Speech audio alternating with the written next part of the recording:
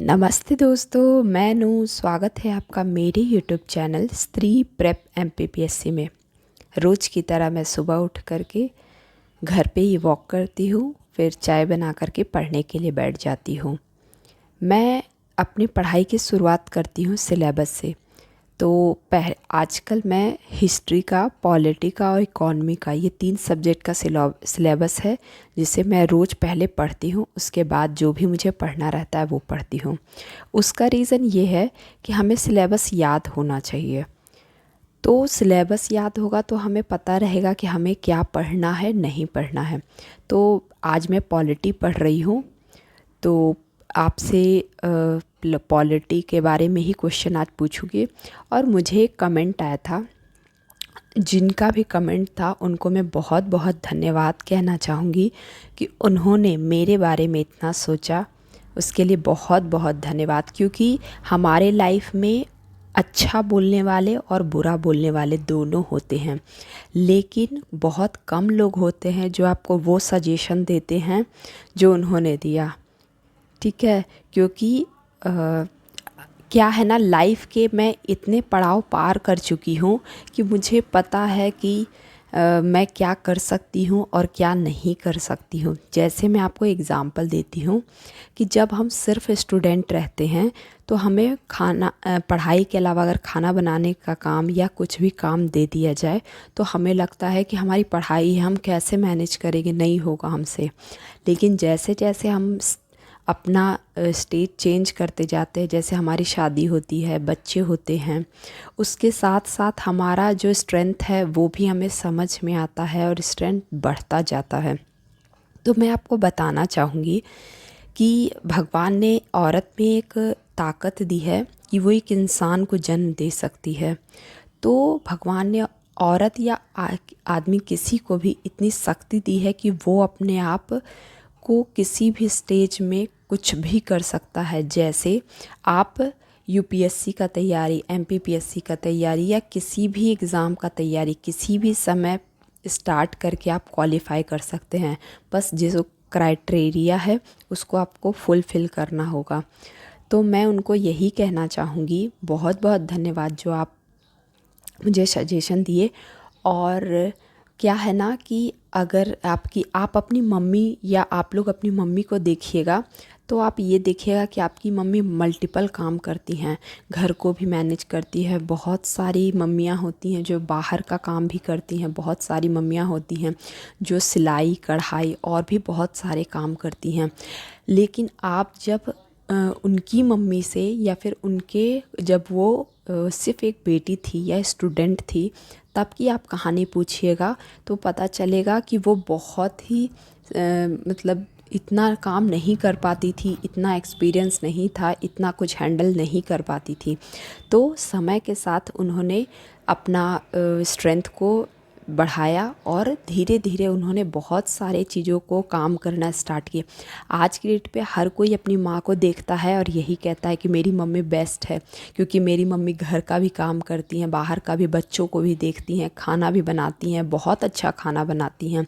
जबकि शादी से पहले या जो लड़कियां स्टूडेंट रहती हैं वो इतना काम नहीं कर पाती है, बट उन्हीं के ऊपर धीरे धीरे जैसे रिस्पॉन्सिबिलिटी दिया जाता वो मैनेज कर लेते। ये उसी तरह है कि जब हम क्लास 1 में रहते हैं तो हम सिर्फ जोड़ना घटाना धीरे धीरे हमें स्टार्ट किया जाता है। फिर उसके बाद क्वेश्चन आते हैं जैसे प्रॉफिट एंड लॉस के हो गया, टाइम एंड वर्क का हो गया, ये सब पढ़ते हैं। फिर जब 11th-12th में जाते हैं तो हमें इंटीग्रेशन, डिफरेंशिएशन, ये सब पढ़ना होता है।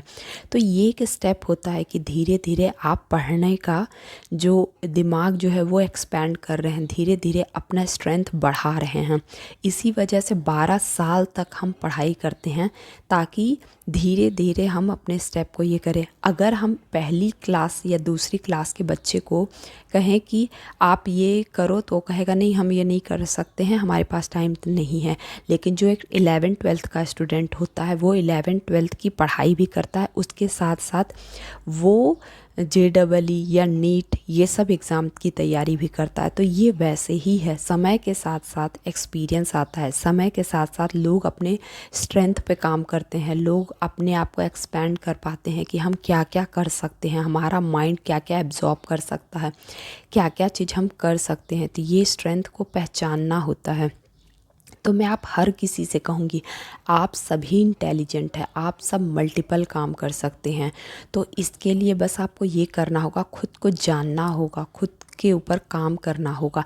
आप दूसरों की कमी मत देखिए कि कौन क्या कर रहा है, नहीं कर रहा है। अगर आपको कोई ज्ञान दे रहा है, कहीं से आप कुछ मिल रहा है, आप उसे एक्सेप्ट करिए। क्योंकि जैसे पहले के बड़े बुजुर्ग कहते थे कि हमने अपने बाल धूप में नहीं सुखाए हैं, तो उन्होंने एक्सपीरियंस किया है, उन्होंने अपने लाइफ का कुछ तजुर्बा गेन किया है जो कि आपको बताते हैं। तो मैं आपको यही कहूँगी कि आप भी, अगर आपको कोई बता रहा है तो आप उसको ग्रहण कीजिए, आप उसको अप्लाई करने का कोशिश करिए। क्योंकि कोई ये एक्सपीरियंस गेन किया है तो ये आपसे शेयर कर रहा है, तो आप भी इस चीज़ को एक्सेप्ट करिए और आप भी देखिए कि आप कैसे कर सकते हैं। जैसे मैं आपको बताती हूँ, मैं यूट्यूब चैनल स्टार्ट की हूँ, तो मैं ये सोचती हूँ कि मैं हाउस वाइफ हूँ। जैसे MPPSC में जो है वो मैरिड या बच्चे के साथ पढ़ना बहुत डिफ़िकल्ट है, और ऐसा कोई भी यूट्यूब चैनल अभी तक नहीं है जो कि अपना ये सब चीज़ शेयर करे, ठीक है। और मैं इसलिए चैनल पे आई कि ताकि मैं लोगों को बता सकूं। अगर मेरे साथ किसी एक दो का भी अगर सिलेक्शन होता है तो मुझे बहुत खुशी होगा। और मैं यही कहूँगी, आप पढ़िए, आप बहुत पढ़िए, बहुत मेहनत करिए। क्योंकि जो भी स्टूडेंट हैं वो उनका गोल्डन पीरियड चल रहा है। ये गोल्डन पीरियड लाइफ में कभी नहीं आने वाला है। आज अगर आप नहीं पढ़ेंगे तो फ्यूचर बहुत डिफ़िकल्ट होने वाला है।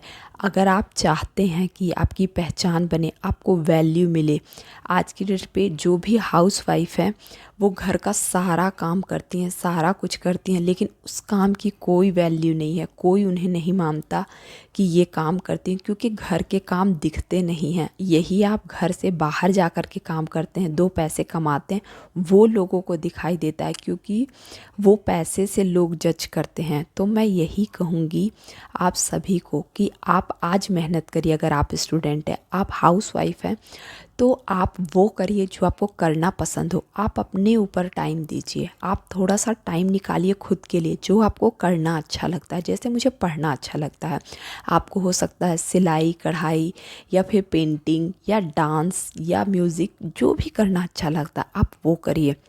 आप खुद पे टाइम दीजिए, आप खुद के स्किल को इम्प्रूव कीजिए, आप खुद में खुश रहिए। क्योंकि अगर आप खुश रहेंगे तो आपके आसपास आपके बच्चे, आपके हस्बैंड, आपके फैमिली सब कोई खुश रहेंगे, और उससे घर में पॉजिटिविटी बनी रहेगी। ये बहुत अच्छा लगता है जब घर में पॉजिटिव हो, सब अच्छे से बात करें। आप खुश रहिएगा तो घर में हर कोई खुश रहेगा और घर का माहौल भी बहुत अच्छा रहेगा। आपके बच्चे भी पॉजिटिव होंगे। धन्यवाद।